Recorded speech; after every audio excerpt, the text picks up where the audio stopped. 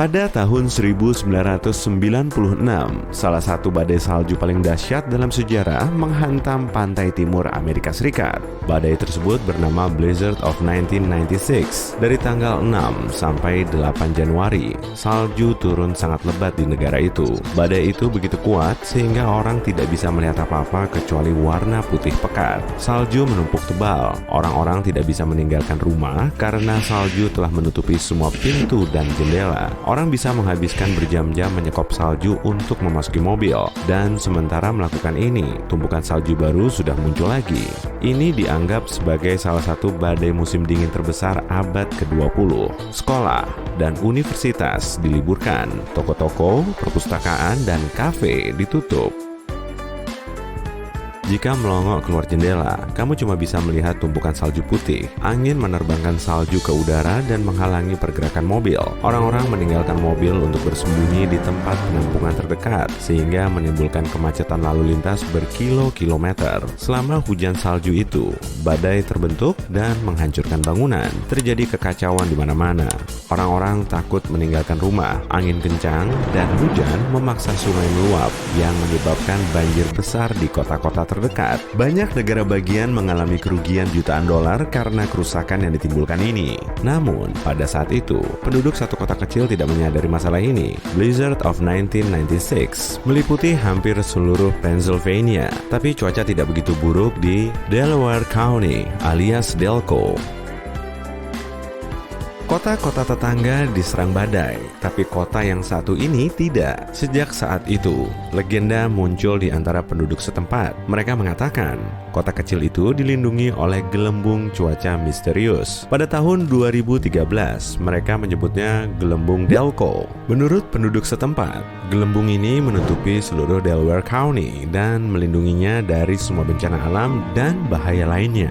Penduduk kota yang tenang dan cerah ini senang membahas fenomena tersebut, tapi tidak ada bukti ilmiah tentang keberadaannya. Tampaknya, cuaca buruk melewati distrik itu selama badai besar. Begitu mendekati tempat ini, badai terpecah ke arah berbeda, kemudian menyatu kembali tepat setelah melewati daerah ini. Begitulah menurut kata-kata penduduk setempat tanpa bukti meteorologis. Mereka ingat ada beberapa badai di tahun 1990-an, termasuk Blizzard of 1996. Ada pengumuman di TV dan radio yang menyatakan kalau badai akan mencapai Delaware. Tapi ternyata tak satu pun perkiraan yang menjadi kenyataan, dan penduduk di sana menikmati cuaca yang nyaman. Seorang penduduk mengatakan kalau dia sering melihat perakiraan cuaca dan foto satelit, dan dia melihat awan hitam lenyap di Delco. Di sini, damai dan nyaman. Sepertinya waktu juga berhenti di sini. Tapi, gelembung itu tidak melindungi mereka dari semua masalah. Tetap ada beberapa peristiwa banjir di sana. Jadi, banyak penduduk tidak percaya dengan perlindungan anomali.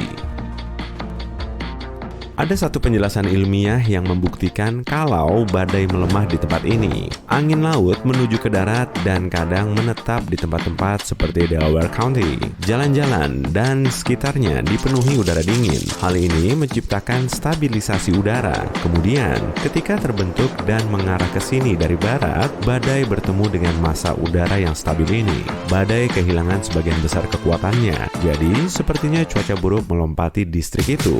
Juga, gelembung Delco dapat dijelaskan dengan bantuan psikologi. Hampir semua rumor tentang perlindungan anomali itu datang dari penduduk lokal. Warga menulis di jejaring sosial dan saling memberitahu soal badai yang tidak menyentuh rumah mereka. Dalam kasus seperti itu, orang sering berpikir kalau mereka tidak mengalaminya sendiri, maka masalah itu tidak terjadi sama sekali.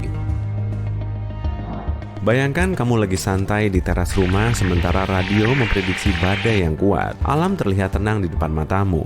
Angin sepoi-sepoi membelai wajahmu. Tapi di belakang sana, beberapa ratus meter dari halaman belakangmu, badai benar-benar mengamuk. Kamu tidak menyadarinya, lalu memposting di internet kalau sekali lagi gelembung Delco menyelamatkan kotamu. Badai adalah fenomena cuaca yang berbahaya, dan kamu harus waspada terhadapnya, terutama jika kamu tidak hidup di dalam gelembung pelindung. Tapi katakanlah semua berita dan laporan tentang badai petir yang mendekat terlewatkan olehmu. Tidak apa-apa, kamu bisa tahu badai mendekat berkat awan.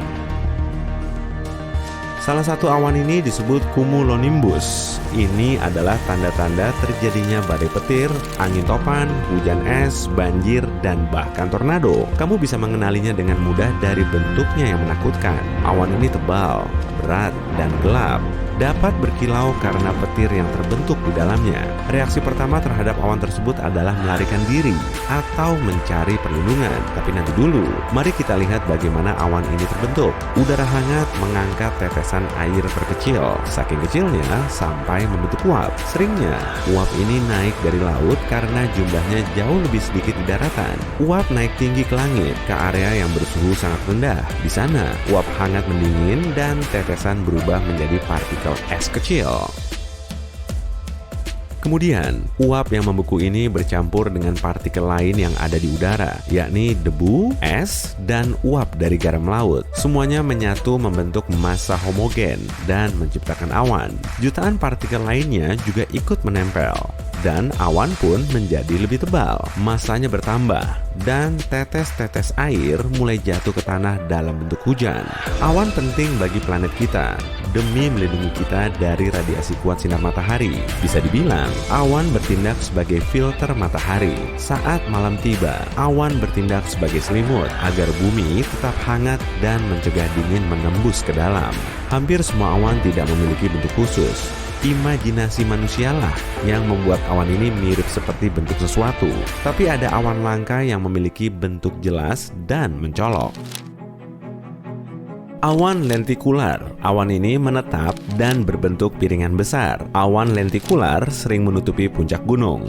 Awan mammatus. Awan ini sering terbentuk di bawah awan cumulus hujan. Bentuknya seperti ratusan kantong plastik besar berisi air yang tergantung di atas tanah. Jika langit terlihat seperti bensin yang menyebar, artinya kamu melihat awan nacreus. Sering muncul di daerah bersuhu agak rendah. Kamu bisa melihatnya di kawasan yang lebih dekat di lingkaran Arktik. Warnanya terbentuk berkat matahari. Sinar matahari jatuh di awan pada sudut tertentu dan menciptakan pola ini. Awan morning glory mirip seperti tali besar yang membentang di sepanjang tanah. Kamu bisa mengamati fenomena ini di Australia Utara. Selanjutnya, mari kita turun ke daratan dan melihat fenomena misterius yang bersembunyi di rawa-rawa. Selama berabad-abad, orang-orang telah mengamati hal aneh ini. Sebagian orang menyebutnya api penipu. Pada malam hari, di suatu tempat yang jauh dari peradaban, kamu melihat cahaya terang misterius di antara hutan dan rawa. Cahaya itu berwarna oranye dan biru, seolah ada yang menyalakan obor dan melambai-lambaikannya untuk menarik perhatianmu. Mungkin ada yang butuh bantuan, dan itu sinyal darinya. Di masa lalu, orang juga berpikir demikian. Mereka berjalan menuju cahaya itu lantas mendapati diri mereka di rawa-rawa. Sekarang mereka butuh bantuan, tapi tidak ada orang di sekitar dan cahaya misterius itu menghilang begitu saja. Berjalan menyusuri rawa sangat berbahaya, jadi jangan biarkan cahaya ini menjebakmu.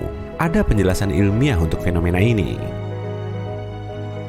Jamur dan ganggang biopendar tumbuh di tempat berawa dan kadang-kadang bersinar dengan warna biru. Dari jauh, pendar ini menciptakan ilusi cahaya kecil. Angin dan air menggoyangkan alga dan jamur itu, sehingga tampak seolah-olah cahaya itu terbang. Ada banyak bahan organik juga di rawa, seperti daun, rumput, lumpur, tanah liat, dan cabang pohon. Semua materi ini terurai dengan cepat dalam kondisi basah dan melepaskan metana. Begitu terpapar dengan udara, metana langsung menyala dan terbang di atas rawa dalam bentuk bola api yang membara. Fenomena ini terjadi di daerah berawa di seluruh dunia, tapi cahaya terbang yang paling terkenal adalah di gurun Texas Barat. Cahaya ini disebut cahaya Marfa. Masing-masing seukuran bola basket dan selalu muncul di padang pasir. Cahaya itu berkedip, menyatu, terpisah menjadi dua bagian, lalu terbang ke langit. Namun, tidak ada penjelasan ilmiah untuk fenomena ini. Mungkin ini cuma lampu dari mobil yang melintas, tapi banyak orang berpikir kalau cahaya Marfa muncul dengan alasan yang sama seperti cahaya seram di rawa-rawa tadi. Ada sejumlah besar minyak dan gas alam bercampur metana yang tersembunyi di bawah padang pasir itu. Kadang-kadang, gas ini keluar dari tanah dan terbakar begitu terpapar dengan oksigen.